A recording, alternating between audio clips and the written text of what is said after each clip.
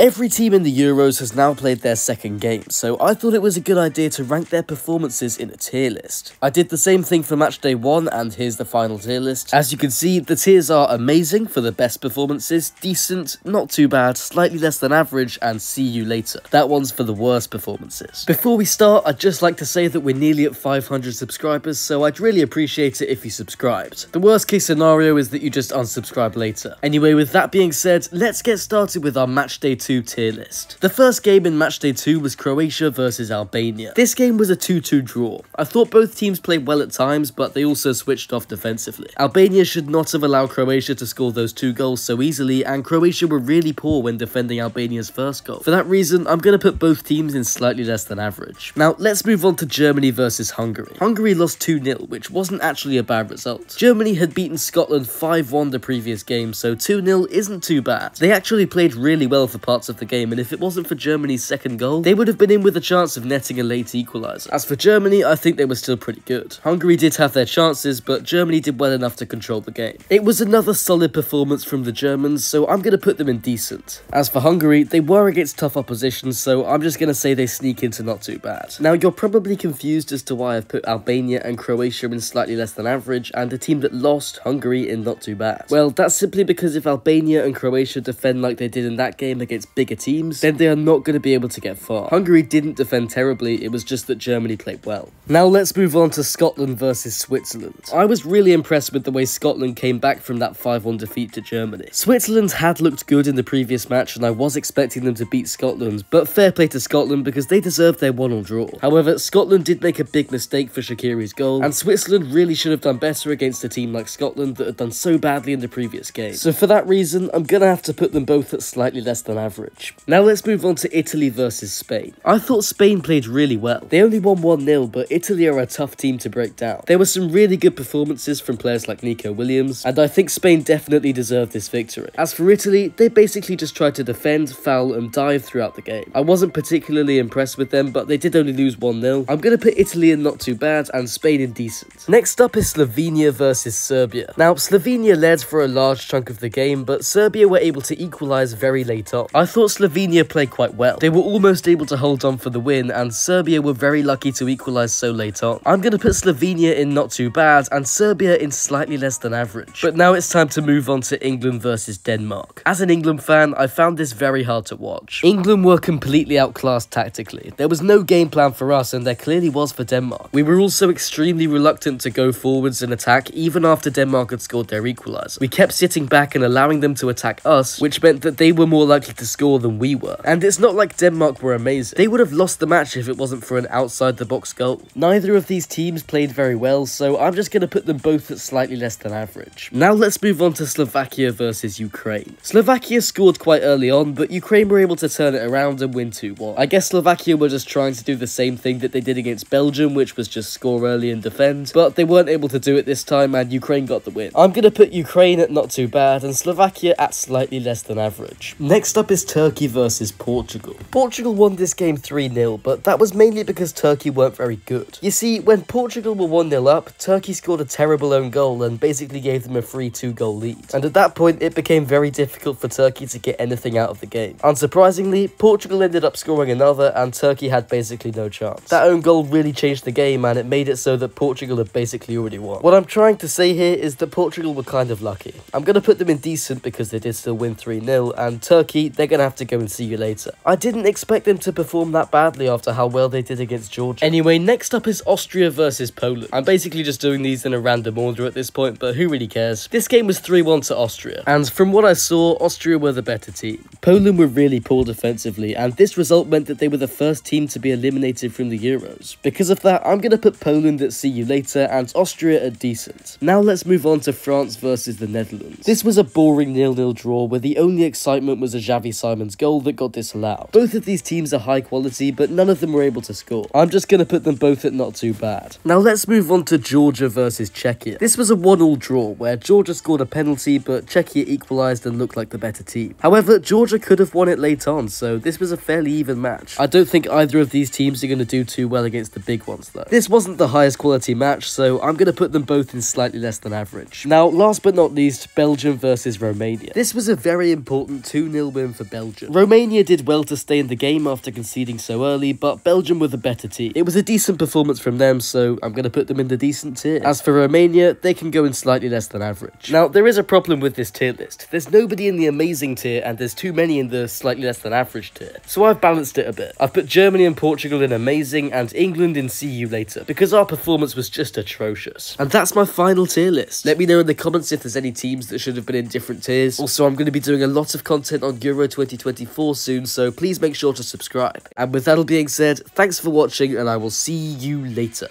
Oh, and you can also click the videos on screen right now to watch more. Please subscribe.